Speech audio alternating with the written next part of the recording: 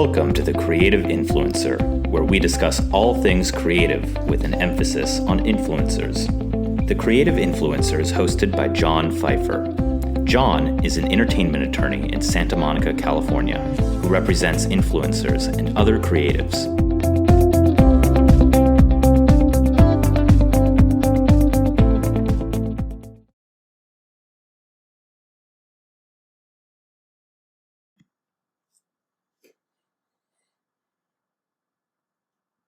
This is episode 5 of the 7th season of the Creative Influencer podcast. Today we interview Ania Puczylowska. Ania is the CEO of Brand Socialite, an experiential marketing agency that manages talent with brand campaigns. Ania shares her journey from Poland at the fall of communism to the United States without being able to speak any English, to how she became a disruptor in the fast-changing industry of experiential marketing for some of the world's most elite brands. Ania also discusses the process of rebranding, including some of the hidden details such as choosing a name that identifies your value proposition, and the process of creating a brand identity, including how to leverage social media. Important considerations for influencers and business alike. Enjoy.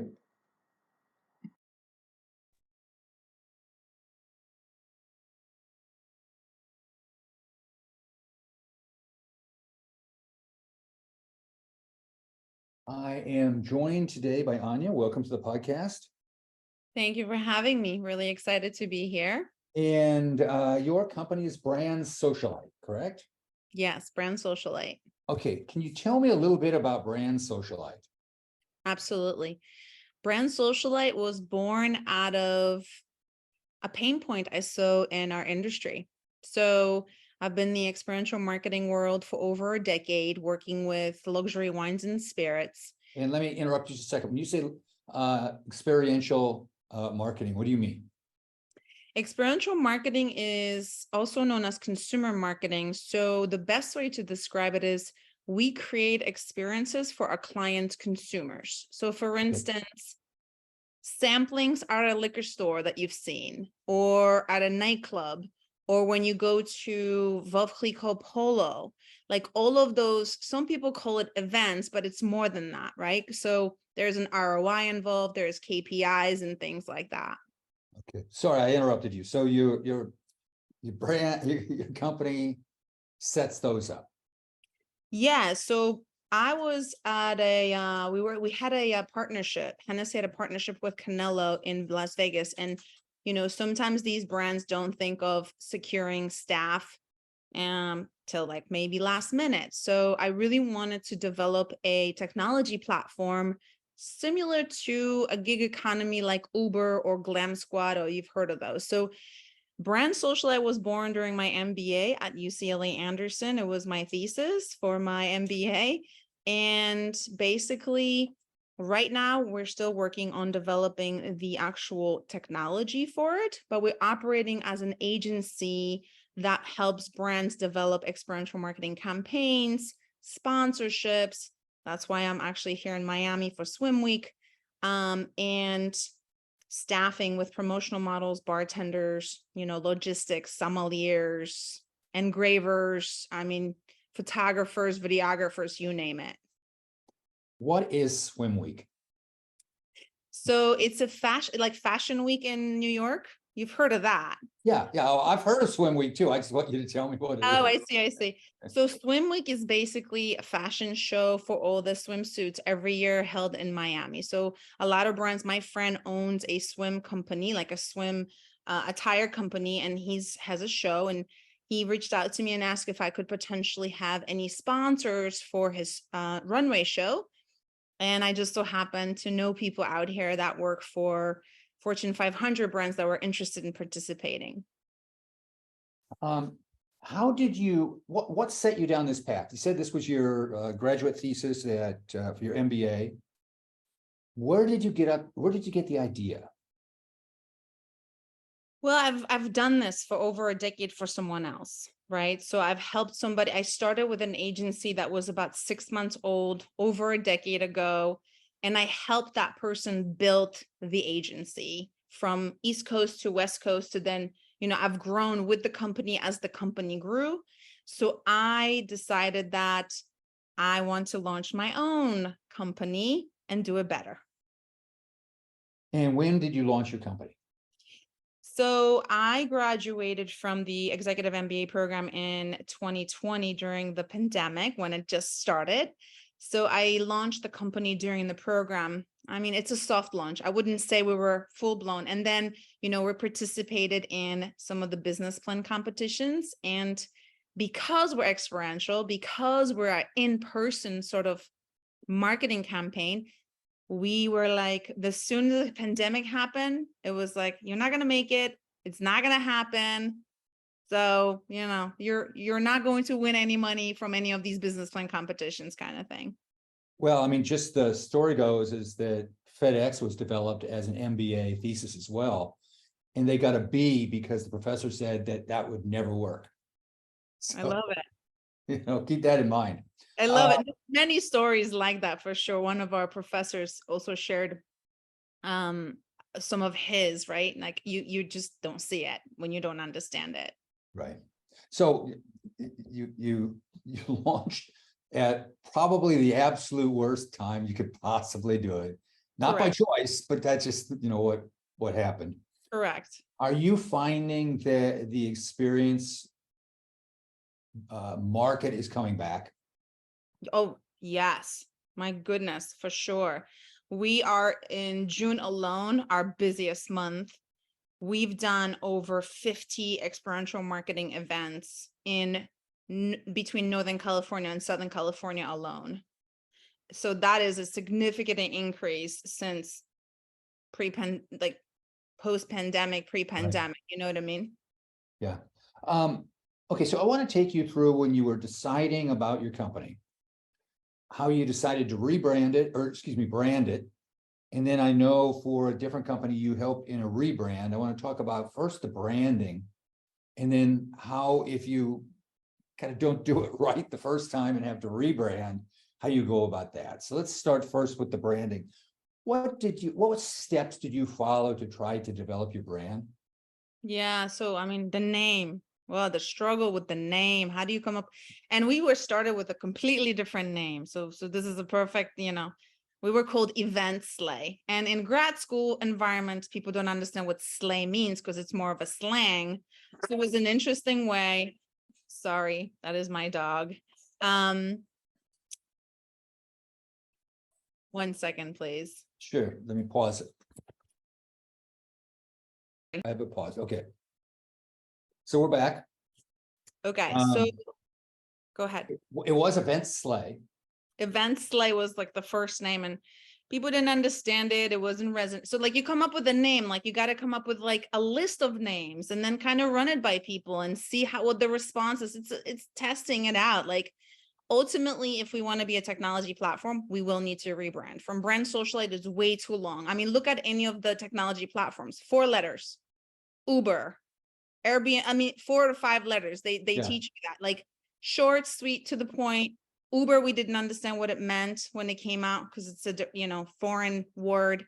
So, ultimately we will have to go through rebranding. So you come up with a name, you check, you have to check whether the domain is available on websites, on social media platforms.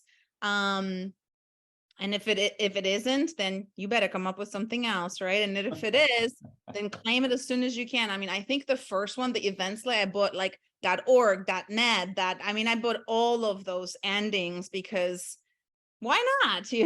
Why not? I also tell my clients to buy the misspellings of it too. Oh, that's a good idea. Yeah, for sure. I mean, with the last name of Pfeiffer, you have to do that. Totally. That's true. That's fair, right? And then, you got to come up with your color schemes, your fonts. You got to come out think of Nike. Nike went from Nike to just a swoosh, so like when you're building a company, you're building an image and you got to really stick to it, whether it's 5 colors or 4 colors, whether it's 2 or 3 fonts that you select, you create a logo. I had a classmate create our logo on Canva. Like That's where Canva was just kind of exploding. So, it's really like, you got to think things through. Like what resonates, what works. Like when you look at, and I always tell people, when you look at your apps on your phone, majority of the colors are blue. Majority of the apps look blue, like as a color. So there's a psychology behind even the colors that you choose for your branding. So there's a lot of research to be done in that realm. So yeah, that we had to do some of that. And then, developing a website, and what does that look like? What do you say there? And make sure you don't utilize photos that you don't have rights to, because you're going to get in trouble for it. As you know, I kind of had a conversation with you about it. Even though we own the photo, there is websites out there that will scrub the net and potentially accuse you of infringement. So you have to be really careful how you position yourself within even the digital space, right? Right. And then you develop a strategy for your social media, for any kind of marketing thing that you're trying to do. And you definitely got to utilize your analytics, and it's always a learning and evolving process. You got to develop the baseline with your logos, your colors, your message, your what is it that you, what's your slogan? What you want to be known as? Like, just do it. Look at Nike, just do it. I mean, those are simple examples. Like, what does that look like? And then how much testing and changing and watching the analytics do you use before you finally settle in on this is going to be what we're going to use? I mean, you can just like when you put together a PowerPoint, for like any presentation, you can fiddle with it forever because you can be super perfectionist and perfect.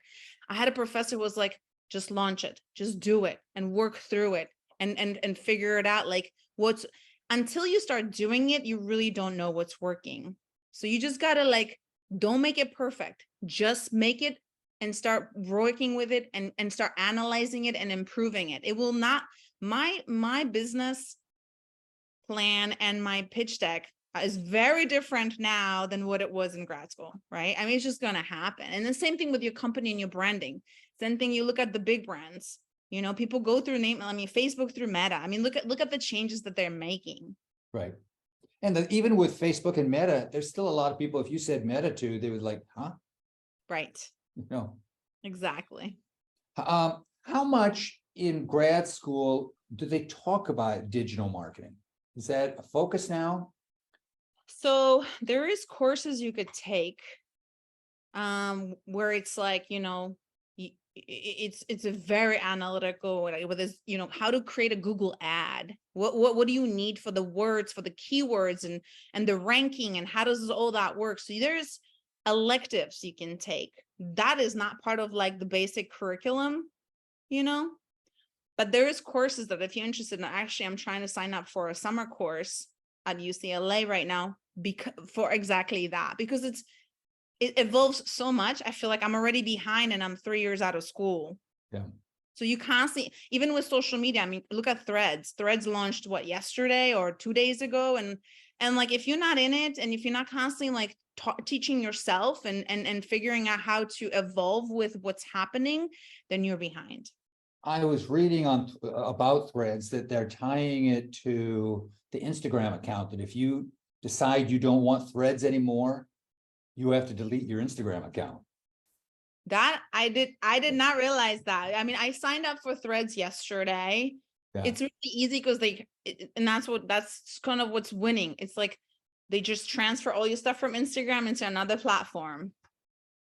And you get the same name, so you can claim your name. And that is part of branding. Like, same with your emails, even if it's your Gmail, right? Like Brand Socialite, and that wasn't available. So we had to add inc@gmail.com later, right? So like for your Google sheet. So like claim your names on all this, whether you use them or not, own those names on Twitter and TikTok and Threads, and just own your name wherever, there's an opportunity.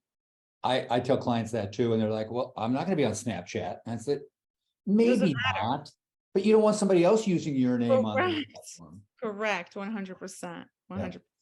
Okay, let's say you've launched and you realize, uh-oh, I have to rebrand. Yeah. First, when do you know that you have to rebrand?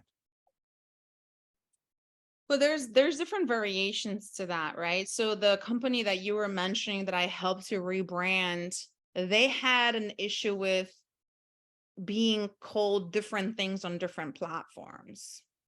So that's like a rebranding alignment almost for them. So like you can be like one name on one platform, another name on another platform, another name on Google, another name on this. People know you by that. It's just like, whoa. Like, and then your description, even on LinkedIn or on your Facebook, like that should match. I shouldn't go to like one platform and it says completely something different. And then I'm confused as a customer, a client, a potential client, potential an employee or anyone, like you get confused. Like, so where are you? Are you a trade show company? Are you a experiential marketing? Are you like, what are you? Like where, because that confuses your audience. So Which, back to your original point of make sure you get all the names on all the platforms consistent when you start. correct. But you see, they started as one thing, and then, being in business for 20 years, other things, Facebook maybe wasn't back then, or LinkedIn wasn't as popular. So, and as that progressed, they just had created accounts and didn't really think of, let's keep the name consistent, right? So you walk into to a company like that, and to me, this is an easy solve because that's what I do. So it's like, okay, let's kind of align. Let's come up with what our bio looks like, women owned, award winning, experiential, like, and then let's consistently put that in all of our platforms or make it shorter version of it or whatever it is. So to me, that's an easy thing. Like the logo, we had to change the logo from the original name to like, now what we're aligning. First, it was associated with somebody's name. And I don't recommend people name their companies after their name, simply because you lose an amount, like you people know who you are. So let's just say you want to sell the company. Let's just say you want to step away as a CEO, and then your name is still stuck to it. What if you start getting bad reviews? Then your name is being bashed in the reviews. So stay away from naming the company after your own name. Just I read an article about Neiman Marcus, that Neiman got divorced. So he was completely away from the company, but Marcus was still there. But they just kept the name. They just kept the name. Yeah. So I mean, I'm big on like, you want to have privacy as a person. At some point, the company is going to get so big that then it's going to either get dragged to mud or something bad happens. And then you don't want your name associated with it, because then that kind of associates with you. That's just my preference. And that's what I will always tell clients to do. Just come up with something cool, something catchy. So, okay. So you're helping somebody rebrand. Mhm. And one of the first things it sounds like you do is you make sure all the names are in alignment and the messaging is in alignment. The colors are in the same alignment. fonts, the same colors across all platforms. Yep. It's scrubbing. You're scrubbing everything. So like you ask for, create brand guidelines. What are your brand guidelines? I think that's like the foundation of your branding. Brand guidelines will tell you your fonts, your colors, your logos, maybe different variations of logos, black versus white versus transparent, like all those little details, devil's in the detail, all those little details really, really matter, right? So develop brand guidelines. So the minute I work with a client like that, I said, show me your brand guidelines. And I'm sure the question, and I'm sure the response was, what? No, they had some, but it was quite old document that was like, and even, the hex numbers for like, you need your hex number for like Canva or anywhere that you're working with anything. Those were wrong. They were typed in wrong. There was typos in those. So even those little, I'm like, why does this green doesn't match this green? Like even those little things really, really matter. Make sure that there's no typos in your hex colors or your even like your fonts or anything like that.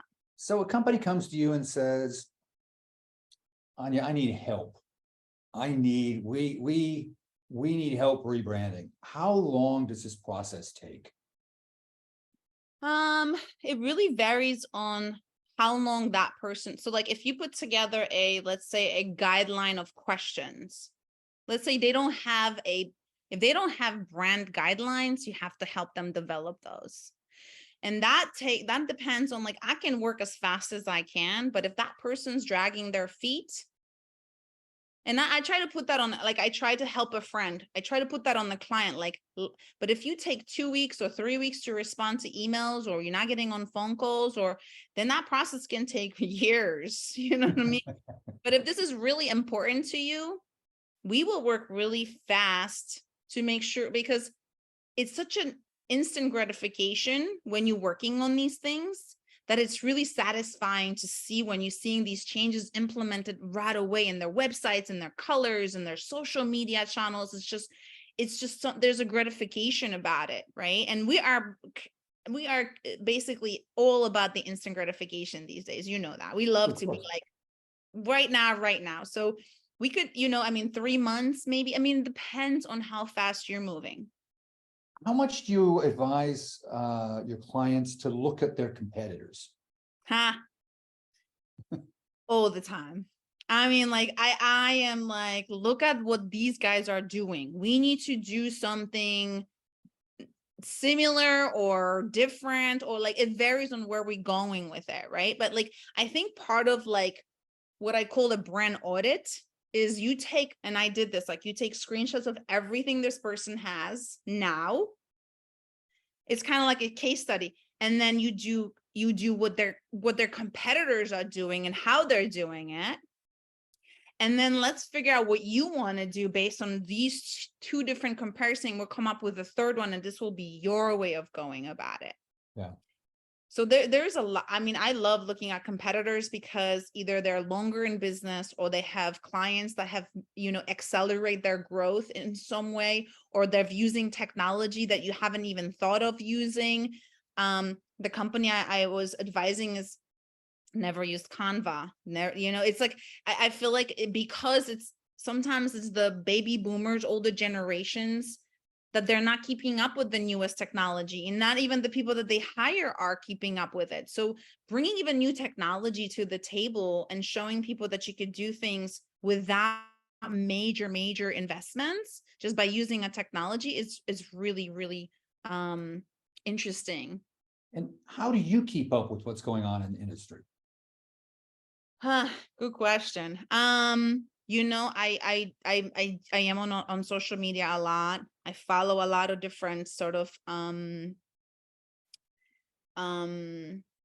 whether it's creator accounts, whether it's, and whether it's the head of Instagram I follow to see the newest, latest products that they're launching. So like really being in touch with the community and following and absorbing it like a sponge. You have to be into it. You can't just like, I have clients who hate being on Instagram or hate being on social, and we kind of help them with their social media strategy, but like, they don't like it, so they don't know about the newest things. So like, you have to be really, you have to enjoy it. I also subscribe to newsletters and articles that they send out, like some of them are daily from certain sources. So it depends on where the interest lies or what projects we're working on. And I also like to keep tabs on competitors. What are they doing? How much are they paying? What's going on with that? That's important. Yeah. So I want to go back to the head of Instagram. Who do you follow to get your Instagram tips? I don't want to butcher his name. Adam Mosretti. I think so. So he's the head of Instagram. He has his own subscription channel on Instagram that is only for his subscribers. So he does weekly, like he goes on Instagram stories and he's like on Fridays and like send me questions, and he answers those questions on the Friday. And then he also does stuff in subscription channel where he takes polls. He basically is, and he announced threads and all that stuff. And he's talking about how many people sign, like, it's so important to be part of that. But it's like, sometimes it's hard to follow people that you should follow because you don't necessarily agree with their beliefs or how they do business, but you still got to stay on top of that, right? No. And I mean, I'm a junkie when it comes to following people and, doing that. And sometimes it's just like, oh man, I don't have too many emails to look at. That's Too true. many posts to look at. It's true. So what are you working on right now? What are your current projects? So we have a really large client, that everyone probably knows, and we're doing their experiential campaigns, in Northern California. And now because we did such a good job in Northern California, we're going to be helping them. There is a surfing competition in Huntington Beach. So we're going to be helping them with experiential marketing campaigns there. As I mentioned, Swim Week, I'm helping a friend with, a sponsorship deal. We're helping a client with social media strategy. She is an executive within the wines and spirits industry, but also an artist and an author on the side. And she's launching her children's book and she needs help with her social media. So we're working on that. We have a whiskey from Australia that we're helping them. They're launching their products in Whole Foods in the next few months, so that we're trying to help them with that campaign and certificate of insurance, all the fun stuff that comes with. Tell them to have a tasting in Malibu. We will be glad to invite you to a tasting in Malibu. Okay. You're a whiskey fan? Yes. It's an interesting product because they age their whiskey in red wine barrels in Australia. So the taste is very specific. But it's New World whiskey, as they call it. It's amazing. It's funny. It's somebody that I used to work with a long time ago that now works on the brand in the US. And they reached out to us and like, can you help us with this program and launching this brand and sort of executing these things? So yeah, we're working on that. So last question for you. Where can people find you on the internet? So I am brandsocialite.com is our website. Brand Socialite is our Instagram, our Twitter. My personal account, should I get that? No, I'm probably just a company account unless you want to. Okay. Yeah. So just Brand Socialite on all the social media channels, and brandsocialite.com is our website. Thank you very much. I'll be right back. Thank you. That's it for this time. If you enjoyed our podcast, please write a review on iTunes and tell your friends to subscribe. If you have any questions about influencers or suggestions for future episodes, email them to John at Pfeiffer@pfeifferlaw.com. Thank you for listening.